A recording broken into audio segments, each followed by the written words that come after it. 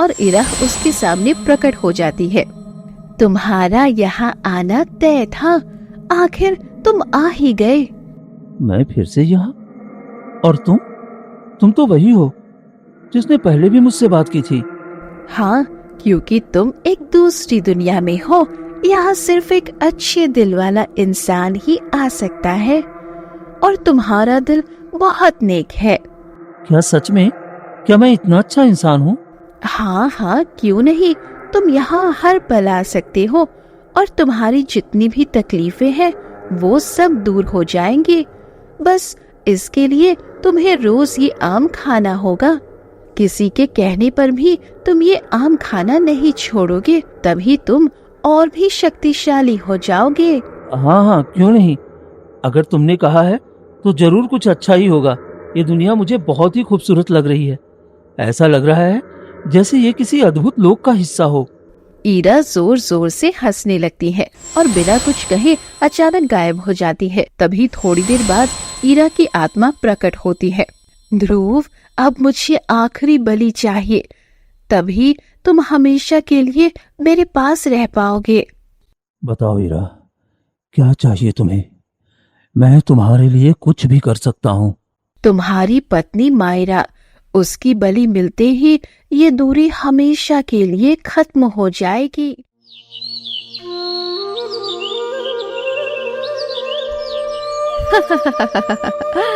अब वो होगा जो मैंने सोचा था, कोई नहीं बच सकता।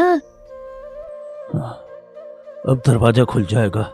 ध्रुव खेत के पास खड़ा होता है और उसकी आंखों के सामने उसकी मेहनत की फसल कीड़ों की वजह से बर्बाद हो चुकी थी। इस बार भी मेरी सारी फसल खराब हो गई। कब तक मेरी इस गरीबी का इम्तिहान लेते रहोगे? हर बार मेरी फसल कभी बाढ़, कभी कीड़े और कभी सूखे की वजह से खराब हो जाती है। अब क्या करूं?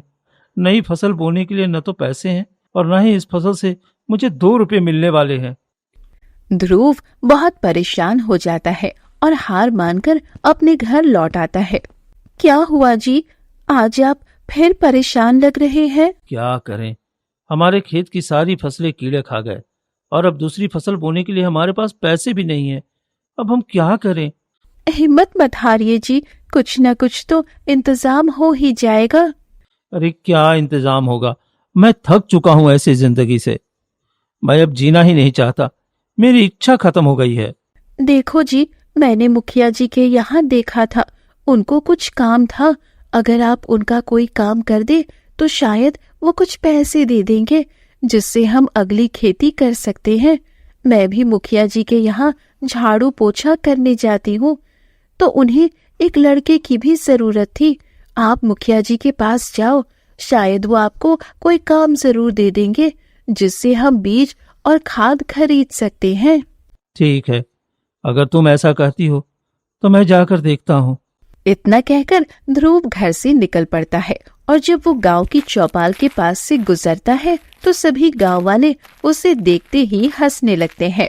अरे देखो देखो, हमारे गांव का सबसे मनहूस जा रहा है। इसके खेतों में फसल तो इस जन्म में कभी नहीं होने वाली है। भाई मैं तो कहता हूँ तू खेती बाड़ी छोड़ दे और जाकर कहीं मजदूरी कर ले। खेती का काम तेरे बस की बात नहीं है। हाँ, लखन बिल्कुल ठीक कहता है। इसके खेत में पता नहीं कौन सा श्राप लगा है। अरे वही अगल बगल वाले खेत में देखो, किसी के कीड़े नहीं लगते और ना ही किसी की फसल सूखती है। बस इसी की फसल पता नहीं क्यों खराब होती है। मुझे तो लगता है कि इसके ऊपर कोई बद्दुआ है जिसे कोई नहीं जानता। हाँ तू ठीक कहता है, जाने इसने कौन से पाप के घड़े भरे हैं। हमें क्या, चलो। अरे इससे ज्यादा बात करेंगे तो कहीं इसके पाप का घड़ा हमारे ऊपर न छलक जाए। गांव वाले ध्रुव का मजाक उड़ाकर वहां से चले जाते हैं, जिससे ध्रुव की आंखों में आंसू छलक आते हैं। लेकिन वो बिना कुछ कहे चुपचाप आगे बढ़ जाता है और मुखिया के घर पहुंच जाता है। अरे ध्रुव, तू यहाँ क्या कर रहा है? मुखिया जी, मुझे काम चाहिए। आप जो भी काम देंगे मैं करने के लिए तैयार हूँ, ताकि मैं अपनी अगली फसल बो सकूं। अच्छा चल ठीक है, मैंने सुना है तुम्हारी गरीबी और दिनचर्या के बारे में। चलो ठीक है, मेरे पास एक आदमी की जरूरत है। अगर तू मेरा काम ठीक से कर देगा तो मैं तुझे कुछ पैसे दे दूंगा। मुखिया ध्रुव को काम समझाते हुए आगे कहता है। जाओ, मेरे गोदाम में जितने भी अनाज के बोरे हैं वो सारे बाहर लाकर यहाँ रख दो, ताकि मैं उन्हें गांव वालों को भेज सकूं। ठीक है मुखिया जी, मैं सारे अनाज के बोरे गोदाम से बाहर निकाल देता हूँ। ध्रुव सुबह से लेकर दोपहर तक कड़ी मेहनत करता है और एक एक करके सारे भारी बोरे बाहर निकाल कर रख देता है। लेकिन जैसे ही वो आखिरी बोरा बाहर निकाल रहा होता है, वो अचानक फट जाता है और सारा अनाज जमीन पर बिखर जाता है। हे भगवान, ये क्या हो गया? ये सारा अनाज नीचे गिर गया। अगर मुखिया जी ने देख लिया तो पता नहीं क्या करेंगे। हे ऊपर वाले, ये कैसा कहर मेरे ऊपर गिरा रहे हो? तभी मुखिया आ जाता है और मुखिया अनाज को जमीन पर बिखरा हुआ देखकर आग बबूला हो जाता है और ध्रुव पर चिल्लाने लगता है। ये क्या क्या गधे, तूने इतनी कीमती अनाज जमीन पर बिखेर दिया। अब ये मिट्टी मिला अनाज कौन लेगा? मुखिया जी, माफ कर दीजिए, ये बोरा शायद सड़ा हुआ था, इस वजह से फट गया। मैंने जानबूझकर कुछ नहीं किया था। बस बहुत हो गया, मैं तुम्हारी ये बकवास बातें अब और नहीं सुनने वाला हूँ। अब तुझे फूटी कौड़ी भी नहीं दूंगा, और ये जो जमीन पर गिरा हुआ अनाज है ना, यही अनाज लेकर यहाँ से निकल जा। बड़ा आया काम करने वाला, आज के बाद यहाँ कभी काम मांगने मत आना। मुखिया गुस्से में पैर पटकता हुआ वहाँ से चला जाता है और ध्रुव वहीं बैठकर फूट फूट कर रोने लगता है। भगवान, मैंने तो कोई गलती भी नहीं की, फिर ये किस बात की सजा मुझे मिल रही है? पर अब क्या करूं, इतनी मेहनत की और मुखिया जी ने पैसे भी नहीं दिए। चलो, कम से कम ये गिरे हुए गेहूं ही उठा लेता हूं। खाली हाथ जाने से तो अच्छा है खेत में कुछ तो डाल दूं। ध्रुव जमीन पर बिखरे हुए अनाज को एक छोटी बोरी में भरकर अपने घर आ जाता है। क्या हुआ जी, आज ये कैसे बीज उठा लाए? मैं मुखिया जी के यहाँ काम कर रहा था, पर बोरा फटने की वजह से गेहूं बिखर गए। उसने मुझे पैसे देने के बजाय यही खराब और मिट्टी वाला बीज दे दिया। चलो, कुछ न होने से तो अच्छा है यही जाकर बो दूं। ध्रुव खेत में जाकर जैसे ही फावड़ा चलाने लगता है, तभी अचानक जमीन के अंदर से एक बहुत ही सुनहरा सा डब्बा निकलता है, जिसके अंदर एक बीज होता है। ध्रुव जैसे ही उस बीज को हाथ में छूता है, वो दंग रह जाता है। अरे, ये बीज कैसा है? इतना अजीब और काले रंग का। मैंने अपने जीवन में ऐसा बीज तो कभी नहीं देखा। ध्रुव जैसे ही उस काले बीज को अपनी हथेली पर उठाता है, उसे बीज के अंदर एक अजीब सा धड़कन महसूस होता है। ये क्या हो रहा है? ऐसा लग रहा है जैसे इस बीज में किसी की सांसें चल रही हो। नहीं नहीं, ये मुमकिन नहीं है। तभी पीछे से मायरा आ जाती है और ध्रुव को इस हाल में देखकर ठिठक जाती है। क्या हुआ जी, आप क्या सोच रहे हैं? कहीं कुछ हो तो नहीं गया आपको? ये देखो मायरा, ये बीज, इसके अंदर कुछ तो ऐसी जान है जो लग रहा है कि किसी की धड़कन चल रही हो। देखिए, ये मुझे ठीक नहीं लग रहा, आप इसे अभी फेंक दीजिए, कहीं कोई खतरा हुआ तो। ध्रुव उस बीज को अपलक देखते रहता है और उसके मन में एक अजीब सी हलचल होने लगती है। मैंने इसे बस हाथ में लिया है, लेकिन इसमें से मुझे कुछ अजीब सी महसूस हो रहा है। ऐसा लग रहा है जैसे ये बीज मुझसे कुछ कहना चाह रहा हो। नहीं नहीं नहीं मायरा, मैं इसे नहीं फेंकूंगा। क्या हुआ जी, आप क्या सोच रहे हैं? ध्रुव उस काले बीज को मुट्ठी में रख लेता है और उसके चेहरे पर एक दृढ़ संकल्प आ जाता है। देखो मायरा, मैं इसे नहीं फेंकने वाला हूं, इसे मैं जमीन में बोऊंगा। शायद इससे कुछ अच्छा उगेगा। हमारी किस्मत बदलने वाली है, क्योंकि मैंने गरीबी के बहुत दिन देखे हैं और मैं नहीं चाहता कि ये गरीबी हमेशा हमारा पीछा करती रहे। शायद हमारी किस्मत बदलने का जरिया यही बीज है। मायरा उसे मना करते रह जाती है, लेकिन ध्रुव उस बीज को जमीन में बो देता है और पूरी रात वहीं बैठा रहता है। क्या हो गया है जी, आप इस तरह यहाँ क्यों बैठे हैं? चलिए अब घर चलते हैं। नहीं मायरा, मुझे पता नहीं क्या हो गया है, मेरा यहाँ से जाने का बिल्कुल मन नहीं कर रहा। तुम घर चली जाओ।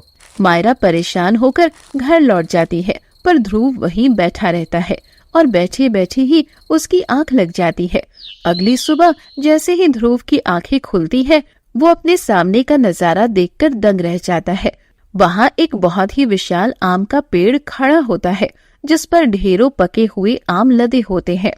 अरे, एक ही रात में इतना बड़ा आम का पेड़ और इतने सारे पके हुए आम, ये कैसे हो सकता है? ये तो किसी चमत्कार से कम नहीं है। चलो एक आम चक्कर देखता हूँ कि इसके अंदर आखिर है क्या। ध्रुव जैसे ही एक आम तोड़कर खाता है, उसकी आंखों के सामने अचानक एक दूसरी दुनिया कौंध जाती है। एक अंधेरी और रहस्यमयी जगह जहाँ एक सुंदर लड़की खड़ी होती है, इरा ध्रुव को देखते ही मुस्कुराने लगती है। आखिर तुम आ ही गए, मैं जानती थी कि तुम जरूर आओगे।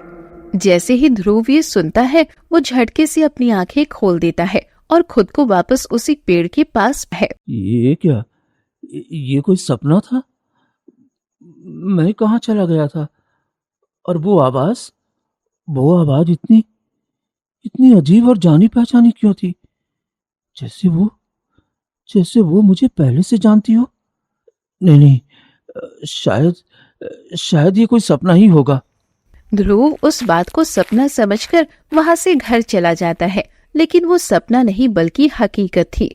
घर पहुंचते ही ध्रुव के शरीर में कुछ बदलाव महसूस होने लगता है, जिन्हें देखकर मायरा हैरान रह जाती है।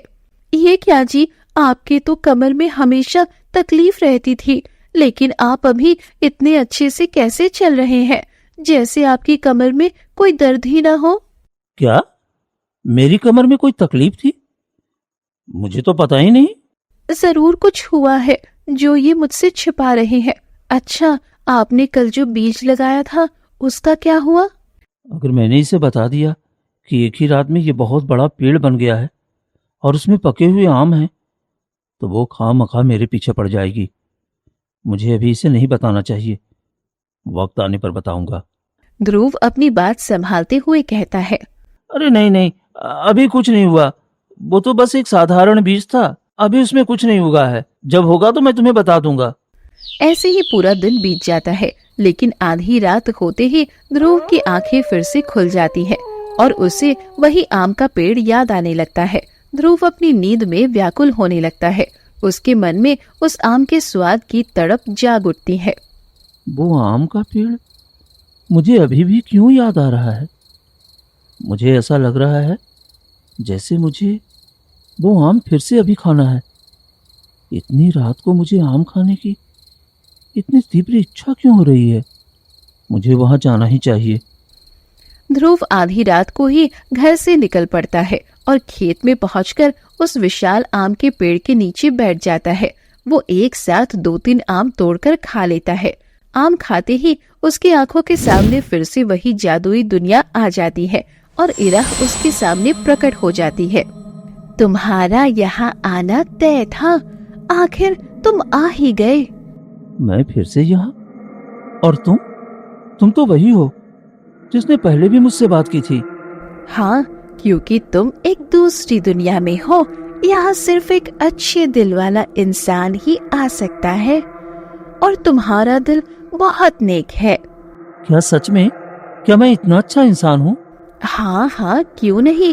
तुम यहाँ हर पल आ सकते हो और तुम्हारी जितनी भी तकलीफें हैं वो सब दूर हो जाएंगी। बस इसके लिए तुम्हें रोज ये आम खाना होगा। किसी के कहने पर भी तुम ये आम खाना नहीं छोड़ोगे, तभी तुम और भी शक्तिशाली हो जाओगे। हाँ, क्यों नहीं।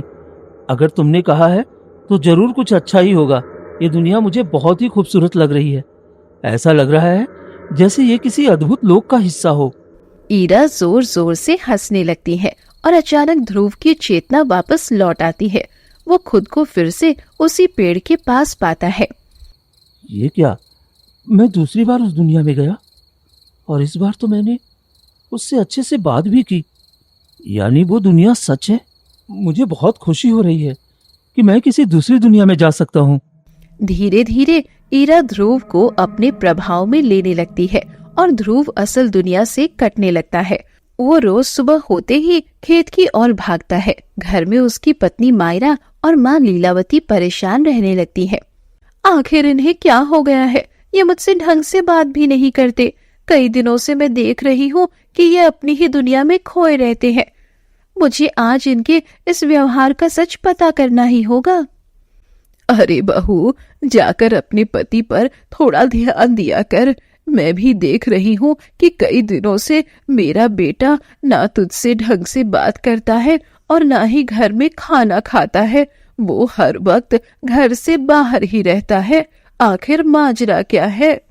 माँ जी, मुझे माफ कर दीजिए। मैंने इतने दिनों से ध्यान नहीं दिया, लेकिन अब मैं सच का पता लगा कर रहूंगी।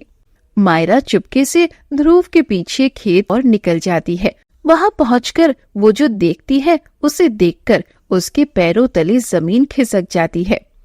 ये क्या, मेरे खेत में एक हफ्ते के अंदर ही इतना बड़ा आम का पेड़ और इतने सारे पके हुए आम, ये कैसे मुमकिन है? ये कोई साधारण बात नहीं है। मायरा अभी परेशान हो ही रही होती है कि ध्रुव एक आम तोड़कर खाता है। ध्रुव का शरीर तो वही रहता है, लेकिन वो हवा में देखकर मुस्कुराने लगता है और पेड़ से बातें करने लगता है। मैं आ गया हूँ, अब मैं तुमसे जरूर मिलूंगा और तुम्हें कभी खुद से दूर नहीं जाने दूंगा। हर वक्त तुम्हें मेरे पास ही रहना होगा। ध्रुव जोर जोर से हंसने लगता है और उस पेड़ को पागलों की तरह कसकर पकड़ लेता है। दूर खड़ी मायरा ये सारा खौफनाक दृश्य अपनी आंखों से देख रही होती है। मायरा को ध्रुव की ये अजीब हरकतें देखकर अपने कानों और आंखों पर यकीन नहीं होता। वो डरते हुए ध्रुव के करीब पहुंचती है। ये क्या हो रहा है? आखिर ये आम खाकर इतनी अजीब हरकतें क्यों कर रहे हैं? जैसे ये किसी अदृश्य शक्ति से बात कर रहे हो। और ये इस पेड़ से इस तरह क्यों लिपटे हुए हैं? नहीं, ये सब कुछ ठीक नहीं लग रहा। मुझे इन्हें रोकना होगा। मायरा ध्रुव के पास जाती है और उसे झकझोरने लगती है। जी, आप ये क्या कर रहे हैं? आप इस पेड़ से इस तरह क्यों लिपटे हुए हैं? लेकिन ध्रुव उसे कोई जवाब नहीं देता। उसका शरीर तो वहां होता है, पर उसकी चेतना उस दूसरी दुनिया में ईरा के पास खड़ी होती है। ध्रुव, तुम आखिर कब तक ऐसे छुप छुप कर मेरे पास आते रहोगे? तुम्हें कुछ ऐसा करना होगा जिससे तुम हमेशा के लिए मेरे पास ही रह सको। हाँ, मैं कुछ भी करने को तैयार हूँ। मैं अब हमेशा इसी दुनिया में रहना चाहता हूँ। तुमसे एक मिनट भी दूर नहीं रहना चाहता। तो फिर जल्दी ही तुम्हें कुछ बड़ा करना होगा। जैसे ही वो दोनों बात कर रहे होते हैं, अचानक मायरा पूरी ताकत लगाकर ध्रुव के शरीर को उस पेड़ से अलग कर देती है। ध्रुव झटके से होश में आ जाता है। ये क्या? तुमने ये क्या किया? नहीं, तुम ऐसा नहीं कर सकती। मैं अभी कितनी जरूरी बात कर रहा था। ये क्या जरूरी बातें कर रहे थे आप? आप इस पेड़ से एक बंदर की तरह लिपटे हुए थे और खुद से ही बातें कर रहे थे। आपको ये क्या हो गया है? और ये आम का पेड़ कुछ ही दिनों में हमारे खेत में इतना बड़ा कैसे हो गया? ये सब क्या है? ध्रुव उसकी बात का कोई जवाब नहीं देता और चुपचाप वापस घर आकर सो जाता है। दिन बीतते हैं और जैसे ही रात की चांदनी आसमान में चमकती है, ध्रुव की आंखें खुल जाती है। वो बिना कुछ कहे घर से बाहर निकलने लगता है। जी, आप इस वक्त कहाँ जा रहे हैं? ध्रुव कुछ नहीं बोलता और सीधे खेत की ओर बढ़ने लगता है। मायरा को अनहोनी का एहसास होता है और वो भी उसके पीछे पीछे निकल पड़ती है। ध्रुव उसी पेड़ के पास जाकर पूरी रात बैठा रहता है। ये इस पेड़ के पास ऐसे क्यों बैठते हैं, जैसे किसी अपने के पास बैठते हो? नहीं, ये ठीक नहीं हो रहा है। इनकी हरकतें बता रही है कि कोई गहरा रहस्य है जो मुझे नहीं पता। मुझे इसका सच पता करना ही होगा। मायरा भी पूरी रात दूर एक दूसरे पेड़ के पीछे खड़ी रहती है। ध्रुव वैसे ही मुस्कुराता हुआ उस पेड़ को देख रहा होता है कि अचानक उसकी रूह फिर से दूसरी दुनिया में पहुंच जाती है। ध्रुव ईरा के सामने खड़ा होता है और उसकी आंखों में एक अजीब सा पागलपन नजर आता है। बताओ, मुझे क्या करना होगा कि मैं हमेशा के लिए यहाँ रह सकूं? तुमसे थोड़ा सा भी दूर जाता हूँ तो मुझे बिल्कुल भी अच्छा नहीं लगता। अगर तुम्हें हमेशा के लिए यहाँ रहना है तो तुम्हें कुछ हमेशा के लिए त्यागना होगा। ऐसा क्या त्यागूं जिससे मैं यहाँ रह सकता हूँ? ईरा रहस्यमय ढंग से मुस्कुराती है और बिना कुछ कहे अचानक गायब हो जाती है। इतनी में ही सुबह हो जाती है और ध्रुव खुद को उसी पेड़ के पास खड़ा है। ऐसे ही कुछ दिन और बीत जाते हैं। ध्रुव अब पूरी रात उस पेड़ के पास खड़ा रहता है। मायरा उसे कुछ भी कहे वो अनसुना कर देता है। एक दिन मायरा के सब्र का बाड़ टूट जाता है। नहीं, बस बहुत हो गया। मैं कई दिनों से इन्हें देख रही हूँ और समझने की कोशिश भी कर रही हूँ, पर अब कोई रास्ता नहीं सूझ रहा। मुझे अब साधु महाराज के पास जाना ही होगा, वही मुझे सही रास्ता दिखा सकते हैं। मायरा घर से निकल पड़ती है और घने जंगलों से होते हुए एक सिद्ध साधु की कुटिया पर पहुंच जाती है। आओ बेटी आओ, बैठो। तुम ठीक तो हो ना? साधु महाराज, मैं अपने पति को लेकर बहुत परेशान हूँ। वो पता नहीं क्यों उस अजीब से आम के पेड़ के पास जाते ही इस दुनिया के रहते ही नहीं है। दिन रात उसी के पास बैठे रहते हैं और मेरी एक नहीं सुनते। ये सब तो मुझे पता है बेटी। आज तक इस पेड़ का रहस्य कोई नहीं जान पाया। इसका रहस्य तभी खुलेगा जब तुम भी वही करोगी जो तुम्हारा पति करता है। तभी तुम इस गुत्थी को सुलझा सकती हो। पर महाराज, मेरे पति तो रोज वो आम खाते हैं और खाते ही कहीं खो जाते हैं। अगर मैं भी वैसा ही करूंगी तो मैं उनकी मदद कैसे कर पाऊंगी? तुम्हें भी वही करना होगा बेटी। तुम्हें भी उस पेड़ का एक आम खाना होगा।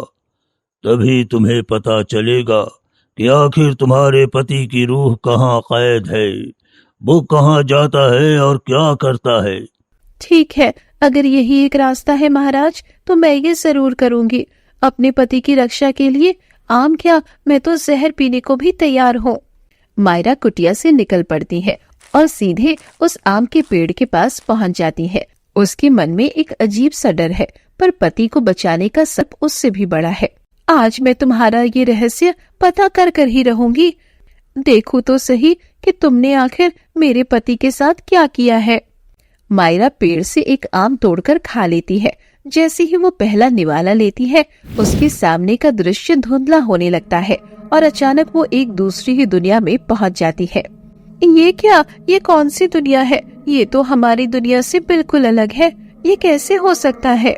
मायरा अभी हैरानी से इधर उधर देख ही रही होती है कि उसकी नजर ईरा पर पड़ती है, जो ध्रुव से हंस हंस कर बातें कर रही है। मायरा जब गौर से ईरा को देखती है तो उसका असली रूप सामने आता है। वो पूरी तरह इंसान नहीं है, बल्कि उसका आधा हिस्सा एक काली डरावनी छाया जैसे है। ये देखकर मायरा के होश उड़ जाते हैं। ये क्या, ये तो इंसान है ही नहीं, यानी ये आधी इंसान और आधी छाया है। इसने मेरे पति को अपने वश में कर रखा है और मेरा पति इसका गुलाम बन चुका है। ध्रुव, अब मैं और अकेली नहीं रहना चाहती। मुझे अब तुम्हारे साथ ही रहना है। चिंता मत करो, मैं तुम्हें कभी नहीं छोड़ सकता, चाहे इसके लिए मुझे पूरी दुनिया को ही क्यों न छोड़ना पड़े। ध्रुव की बातें सुनते ही मायरा की आंखों से आंसू गिरने लगते हैं। वो झटके से उस मायावी दुनिया से बाहर आ जाती है और जमीन पर बैठकर फूट फूट कर रोने लगती है। मेरे पति को उस चुड़ैल ने पूरी तरह अपने वश में कर लिया है। अब मैं क्या करूं? मुझे कुछ समझ नहीं आ रहा। मुझे उन्हें किसी भी हाल में बचाना ही होगा। मायरा परेशान हालत में वापस घर पहुंचती है, जहां लीलावती उसका इंतजार कर रही होती है। क्या हो गया बहू, तू आज इतनी परेशान क्यों दिख रही है? माँ जी, वो किसी और लड़की को पसंद करते हैं और उसे पाना चाहते हैं। तू अच्छी पत्नी नहीं है, तभी तो वो दूसरी के पास जा रहा है। अगर तू उससे अच्छे से प्रेम करती तो वो कभी तुझसे दूर जाने की कोशिश नहीं करता। मायरा को लीलावती की बातें सुनकर बहुत दुख होता है, पर वो मन ही मन एक बड़ा फैसला कर लेती है। माँ जी ठीक ही कह रही है। अब मैं एक अच्छी पत्नी बनकर दिखाऊंगी और उन्हें उस काली छाया के पास जाने से रोकूंगी। मायरा परेशान होकर घर के आंगन में बैठी हुई होती है। तभी ध्रुव तेजी से घर के अंदर आता है। वो कुछ सामान उठाता है और बिना किसी की तरफ देखे वापस जाने लगता है। रुक जाइए जी, आप इस वक्त कहाँ जा रहे हैं? उससे तुम्हें क्या? आप मेरे पति हैं और ऐसे बिना बताए रोज चले जाते हैं। आप कुछ तो बताइए कि आखिर बात क्या है? ध्रुव झटके से अपना हाथ छुड़ाकर वहाँ से चला जाता है। लीलावती ये सब दूर से देख रही होती है और उसके मन में शंका पैदा हो जाती है। मुझे अब देखना ही होगा कि आखिर मेरा बेटा कहाँ जा रहा है। ये मामला कोई साधारण नहीं लग रहा। लीलावती चुपके से ध्रुव का पीछा करने लगती है। ध्रुव सीधा उसी रहस्यमयी आम के पेड़ के नीचे जाकर बैठ जाता है और पागलों की तरह ईरा का नाम पुकारने लगता है। इरा, इरा आ जाओ। इरा, तुम कहाँ हो? बाहर आओ इरा। जैसे ही लीलावती ईरा का नाम सुनती है, उसके पैरों तले जमीन खिसक जाती है। उसके चेहरे का रंग सफेद पड़ जाता है और अचानक उसकी आंखों के सामने बरसों पुराना एक खौफनाक मंजर घूमने लगता है। बहुत समय पहले ध्रुव और ईरा एक दूसरे से अटूट प्रेम करते थे। एक दिन दोनों घने जंगल के बीच बैठे प्यार भरी बातें कर रहे थे। ध्रुव, देखो, हम पूरे 3 वर्षों से एक दूसरे से इतना प्रेम करते हैं। मैं अब और दूर नहीं रह सकती। चलो हम दोनों शादी कर लेते हैं। इरा, मैं अपनी माँ से बहुत प्रेम करता हूँ। बिना उनसे पूछे मैं शादी नहीं कर सकता। तुम रुको, मैं आज ही माँ से बात करूंगा और कुछ ही दिनों में हम दोनों शादी कर लेंगे। मैं बेसब्री से तुम्हारा इंतजार करूंगी। तुम तो जानते हो ध्रुव, इस दुनिया में तुम्हारे सिवा मेरा और कोई नहीं है। चिंता मत करो इरा, मैं अब चलता हूँ। मुझे बहुत देर हो रही है। ध्रुव वहां से निकलकर अपने घर पहुंच जाता है, जहां लीलावती उसका इंतजार कर रही होती है। अरे बेटा, तू इतनी देर तक कहाँ रह गया था? माँ, मुझे आपसे एक जरूरी बात कहनी है। मैं इरा से बहुत प्रेम करता हूँ और उससे शादी करना चाहता हूँ। लीलावती ये सुनकर मन ही मन खौल उठती है और षड्यंत्र रचने लगती है। ये क्या? अगर ये अपनी प्रेमिका से शादी कर लेगा तो ये मेरी बात कभी नहीं मानेगा और मुझ पर ध्यान देना छोड़ देगा। माँ, क्या हुआ? आप क्या सोच रही हैं? नहीं बेटा, अरे तू नहीं जानता, वो लड़की बहुत ही खराब है। मैंने खुद देखा है कि उसने कई लड़कों को अपने प्रेम जाल में फंसा रखा है। तू उस लड़की को छोड़ दे। जी, आप क्या कह रही हैं माँ? नहीं, वो लड़की बहुत अच्छी है। मैं उसे बहुत दिनों से जानता हूँ। अरे, तुझे अपनी माँ पर यकीन नहीं है? मैं क्या कभी तेरा बुरा चाहूंगी? वो लड़की तेरे लायक नहीं है ध्रुव। मैंने तेरे लिए बहुत अच्छी लड़की ढूंढ रखी है, वही तुझे खुश रखेगी। उस ईरा का पीछा छोड़ दे और मेरी बात मान ले।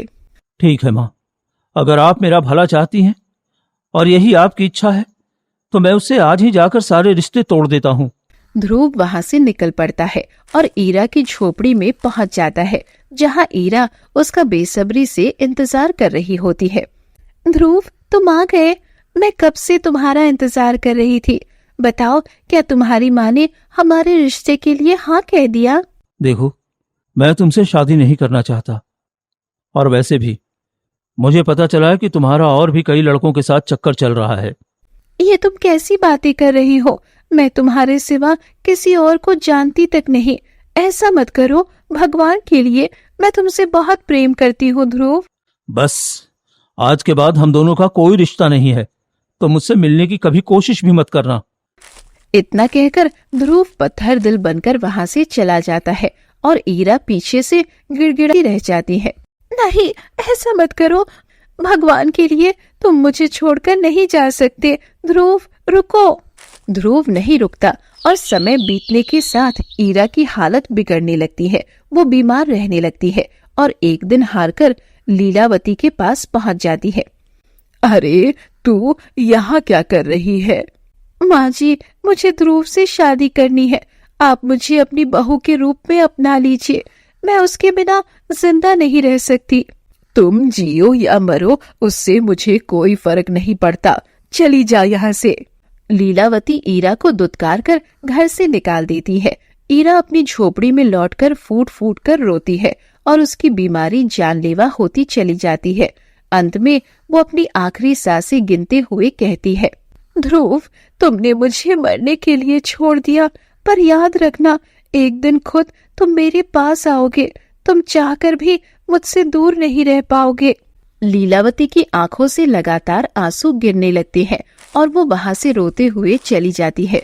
तभी थोड़ी देर बाद ईरा की आत्मा प्रकट होती है। ध्रुव, अब मुझे आखिरी बलि चाहिए, तभी तुम हमेशा के लिए मेरे पास रह पाओगे। बताओ हीरा, क्या चाहिए तुम्हें? मैं तुम्हारे लिए कुछ भी कर सकता हूँ। तुम्हारी पत्नी मायरा, उसकी बलि मिलते ही ये दूरी हमेशा के लिए खत्म हो जाएगी। ध्रुव पूरी तरह वश में होकर मायरा को बलि के लिए चुन लेता है। दूसरी तरफ मायरा घर के बाहर अकेली बैठी फूट फूट कर रो रही होती है कि तभी अचानक साधु महाराज वहां प्रकट होते हैं।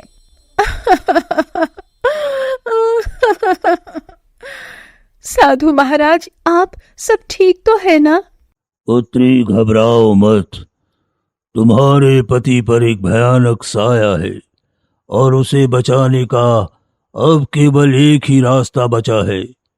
इराह को बलि चाहिए, या तो तुम्हारी बलि देगा या फिर उस सारे धन की जो तुम दोनों ने दिन रात एक करके कमाया है। चुनाव तुम्हारा है। नहीं महाराज, मैंने ये धन बहुत मेहनत से जोड़ा था, पर अपनी जान और पति से बढ़कर कुछ नहीं है। मैं सब ले आती हूँ। मायरा भागते हुए आती है और वो सारी कीमती धन ध्रुव के सामने रख देती है, जिसे देखकर ध्रुव की आंखों में एक अजीब सी चमक आ जाती है। ध्रुव पागलों की तरह उस धन को उठाकर पेड़ के नीचे गड्ढा खोदने लगता है। ईरा की माया के कारण उसे ऐसा लग रहा है जैसे वो अपनी पत्नी मायरा को दफन कर रहा है, पर असल में वो अपना सारा कीमती धन जमीन में गाड़ रहा होता है। देखो हीरा, मैंने सब दफन कर दिया। जैसा तुमने कहा था वैसा ही किया। अब वो दरवाजा खोल दो। जैसे ही आखिरी सिक्का जमीन के अंदर जाता है, पूरे जंगल में ईरा की एक दर्दनाक चीख गूंजती है। तभी लीलावती बदहवास होकर दौड़ती हुई आती है और ध्रुव के पैरों में गिरकर फूट फूट कर रोने लगती है।